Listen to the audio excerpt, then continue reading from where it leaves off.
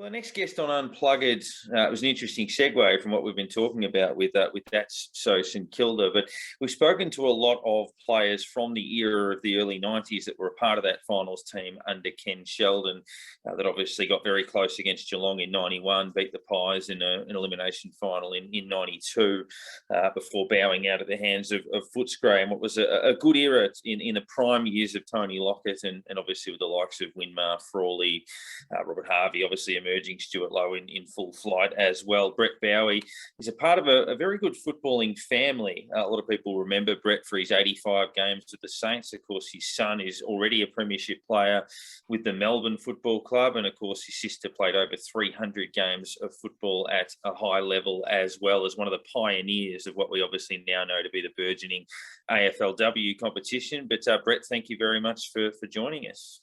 No worries, gents. Thanks for inviting me and remembering me.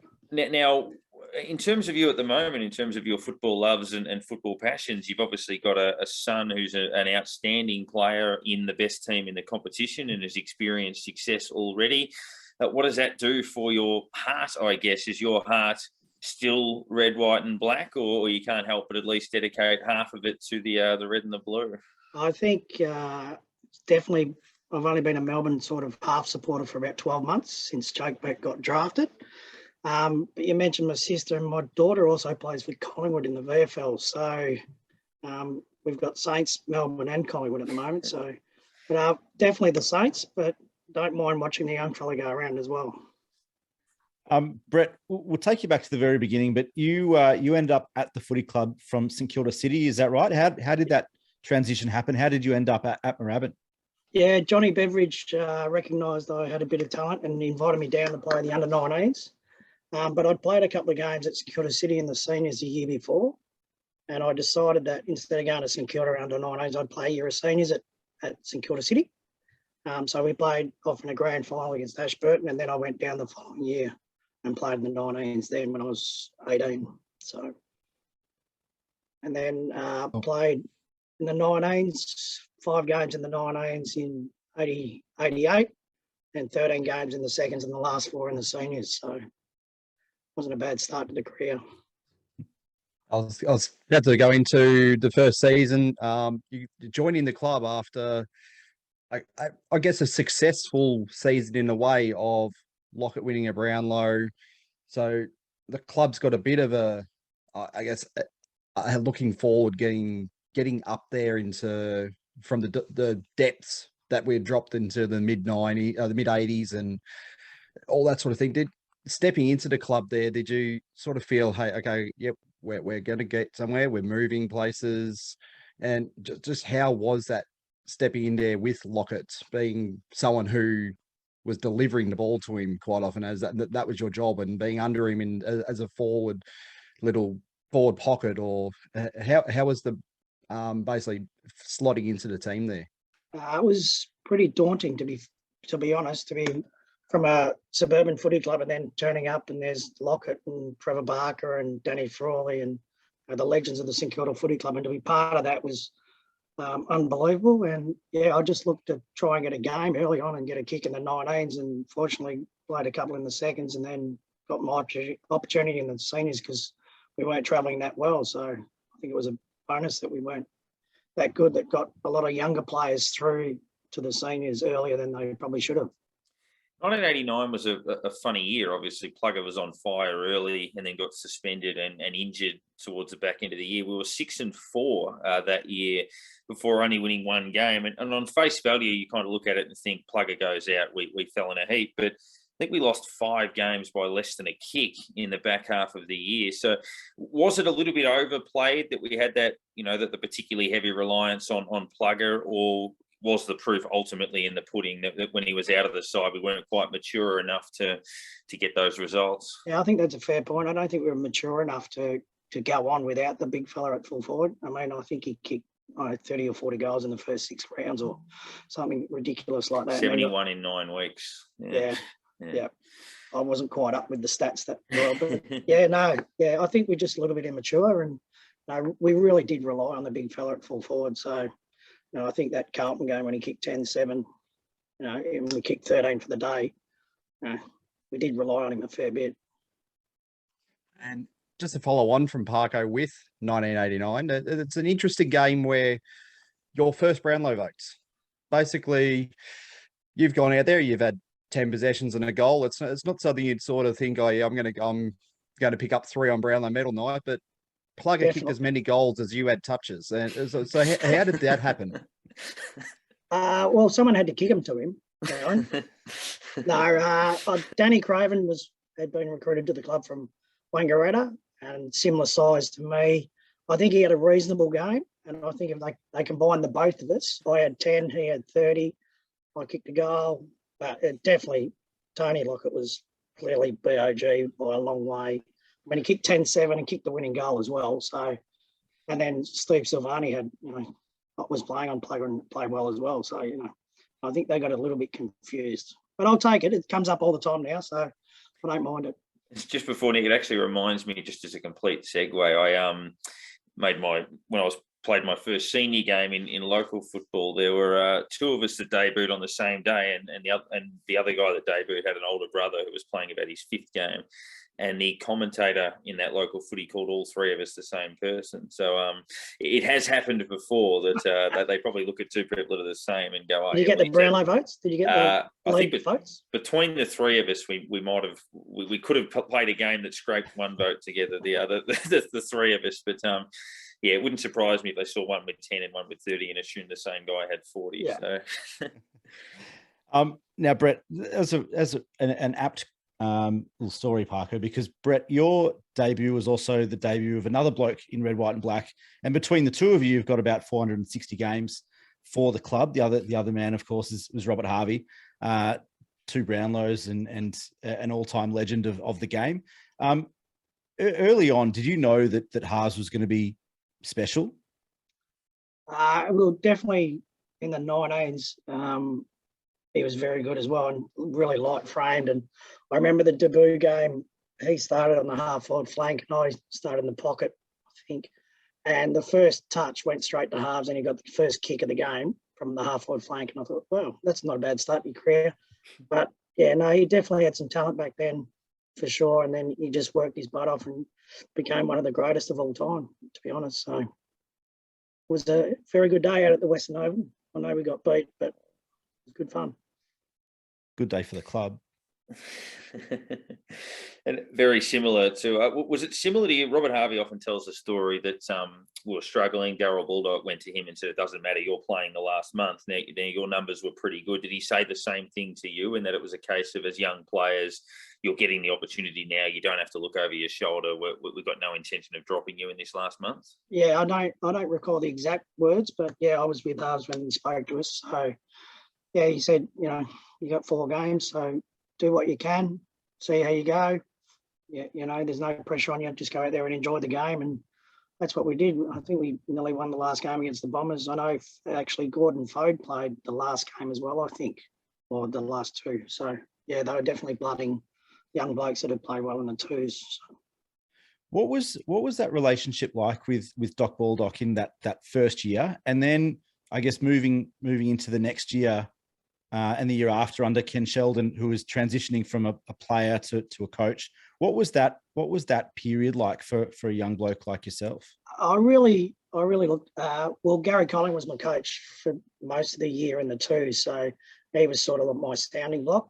And Doc was, the senior coach who, I think he learnt my name late in the year. So sort of like that. But yeah, and then Kenny Sheldon, who was a fantastic guy, great leader of men, and was a super coach for me and the footy club, to be honest. So managed to put together 2 pretty consistent years at 89-90. Was it 19 games each season? Reasonable output possession-wise. So you're really finding position in the team.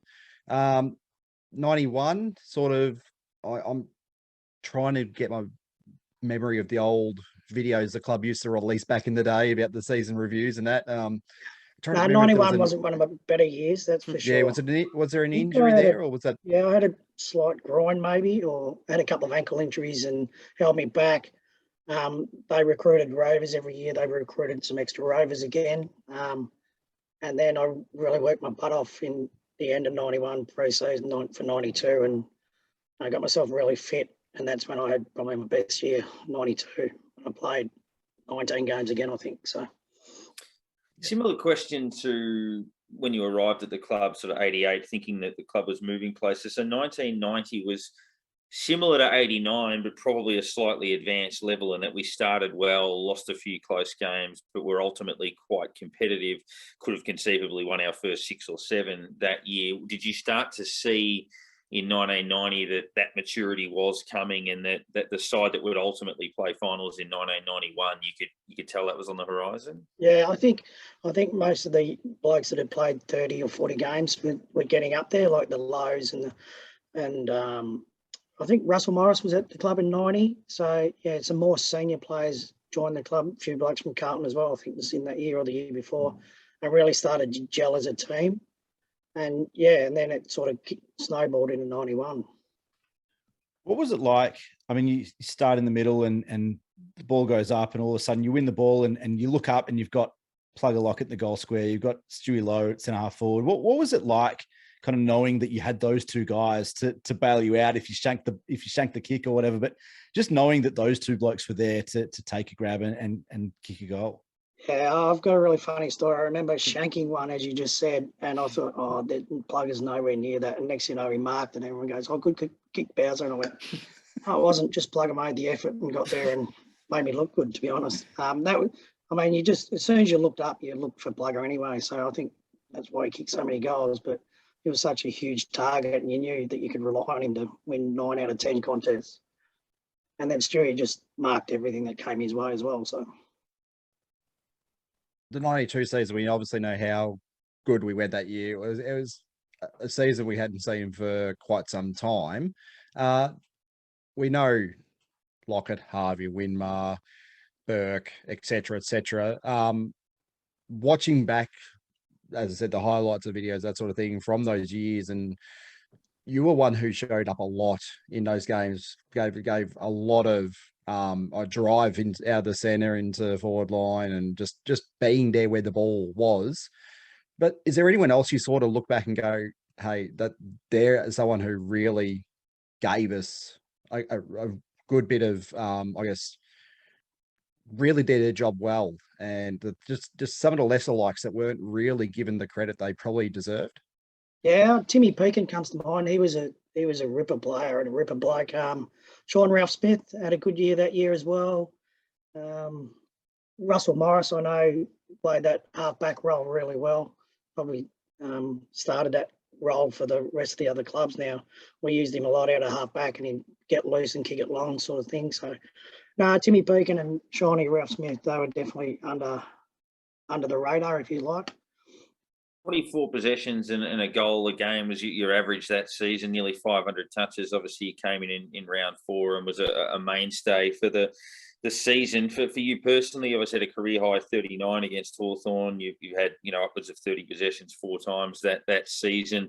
What was it for you that did click? You mentioned that hard work at the end of 91, but you were a genuine star. And I think Adrian Fletcher was probably another one. I think who only played for us.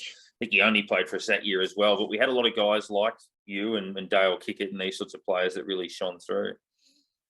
Yeah, I'll just go back to that pre-season work rate where I just, worked hard all year, all pre-season.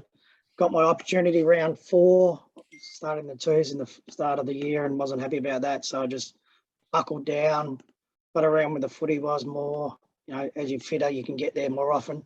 And we were winning as well. So it also makes it easy to get a kick when you're going well as a team. So as a follow-up from that, so a lot of people, one of my memories from the season of 1992 was after we won the elimination final against Collingwood. Ken Sheldon often told the story that everyone was coming up to him. Danny Frawley was injured, I think, saying, is Spud going to be right for the grand final? And a lot of people were thinking that far ahead. Did you notice that at all? From obviously we had a bad day in that semi-final, but was that just simply a case that Footscray had our measure that year, beating us 3 times, or did maybe some of that first finals win in 20 years play a part? I don't think it had any part to do with it, to be honest. We were ready to go. We just had some, like Spud was out. I don't know, did David Grant play that in that one against the Bulldogs. I think we lost a couple against Collingwood, and that really hurt, really upset our back line. And with Spud out, I think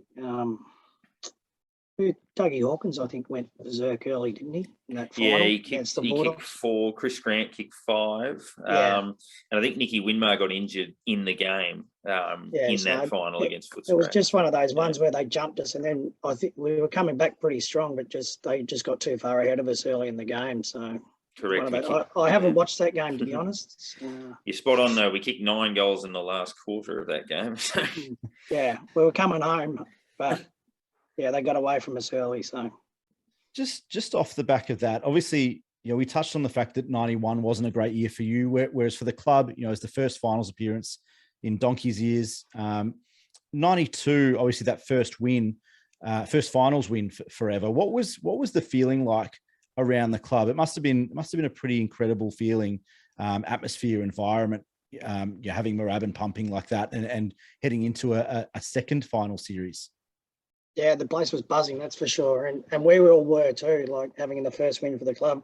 We know how much it meant to us as well as the supporters. So we were up and about and ready to go again. Unfortunately, as I said earlier, we had some issues and couldn't get over the line against the Bulldogs. But that side should have won the flag. We beat Hawthorn by 10. We beat West Coast by 10 during the year at Waverley. And just unfortunately, a few things went against us, as what happens to the Saints every year, just about. That's so secure. So when you joined the club, obviously we weren't travelling great, but then that 92 era, we're playing really well. How's the contrast of Moorabbin is between the down in the bottom or getting towards the top, playing finals? Did it actually change much, or were they just as feral as what they were at any stage? You're talking about the supporters or the players? Supporters, yeah. Oh, the players too, I guess. Too. The supporters were always great. We knew we were playing at Moorabbin when the animal cage was going off. And the roar that the crowd made at Moorabbin when Plugger took a mark was just, you'll never forget those days. So, no, we were up and about, and ready to go. So, the Victoria Park game in early '93. Folklore for St Kilda, and we remember McAdam kicking 5 and the Winmar incident and Plugger not playing, but you were one of the best on ground that day, 25 touches and a couple of goals. Can you, I guess, memories of the day, were you aware of, obviously to win at Victoria Park was huge, but were you aware after the game of what had just taken place, or did that only settle in the coming days when it got a bit of news attention? Yeah, it more settled in during the week when the photo came out of Nicky and stuff like that. It was a very good day because we were up against it. We had no Lockett and we just played one of those days. Nicky was unbelievable. Gilbert McAdam, I don't think I've seen a better game from a bloke. That 5 goals in the first half, just dominated. So that was a good day for sure.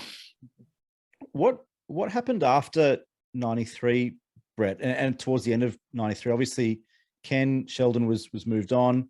Stan Alls came in at the start of 94. I think you only played half a year or so, 10 games or something in 94. And then all of a sudden it was over.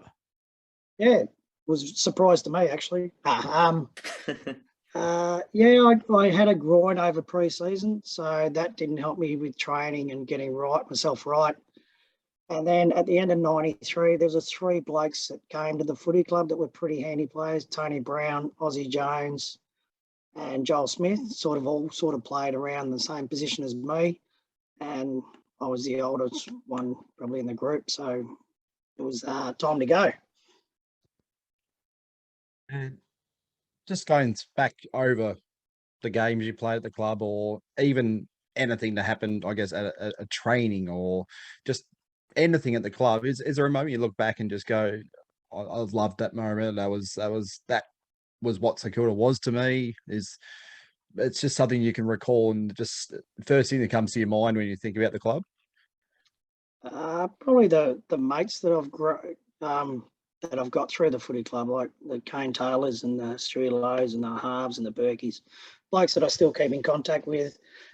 We've got a great past players group run by Shawnee Rouse Smith that we're getting all the boys together. It's really great to catch up. So it's just the memories that you build from that.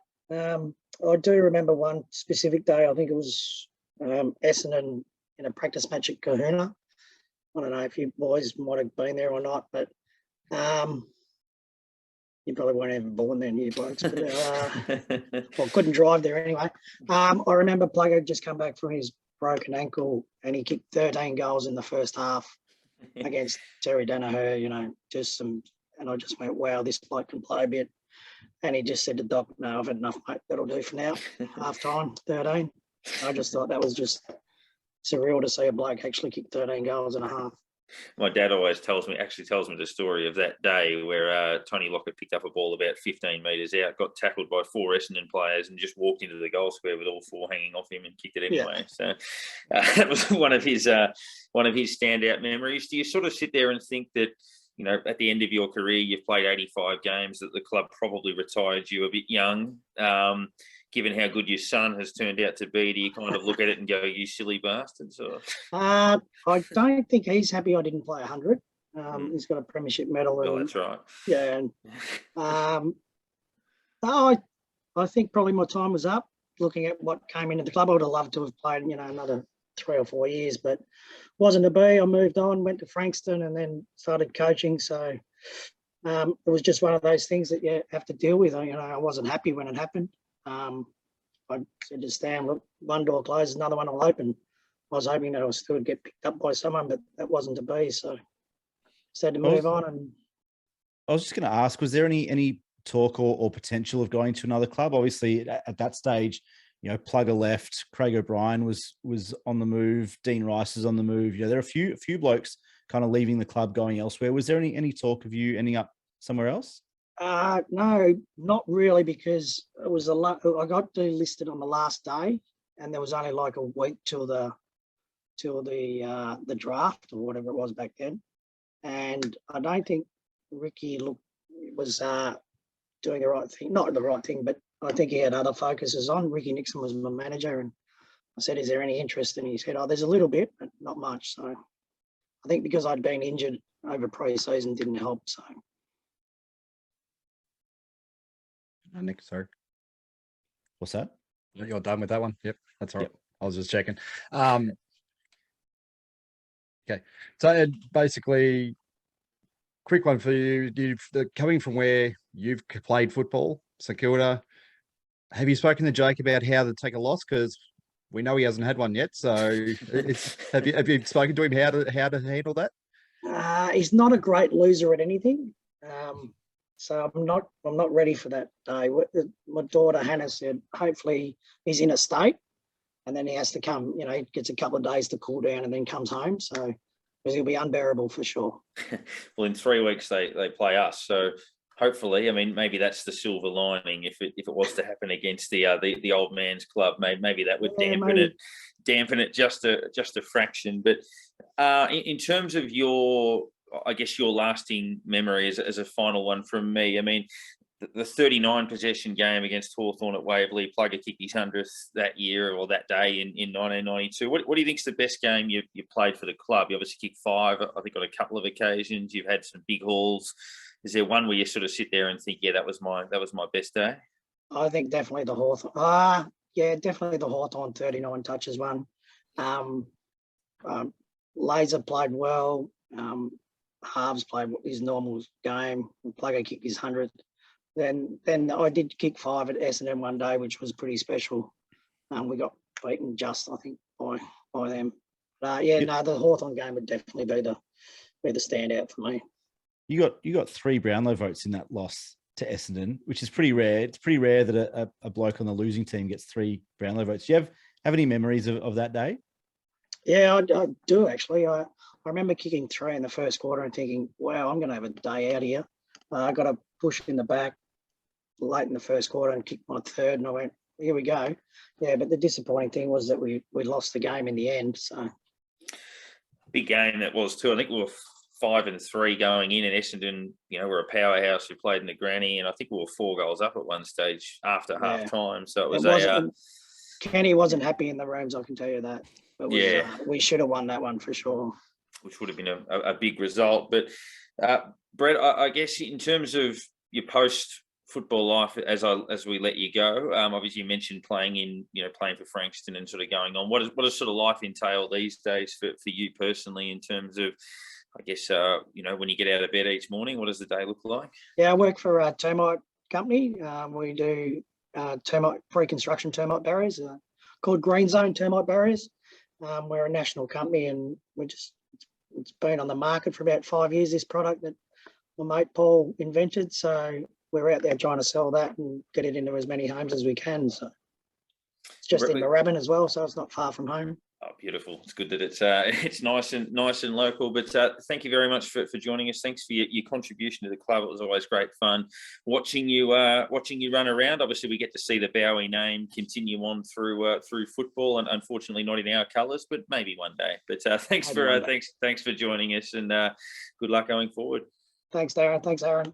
Thanks, Nick.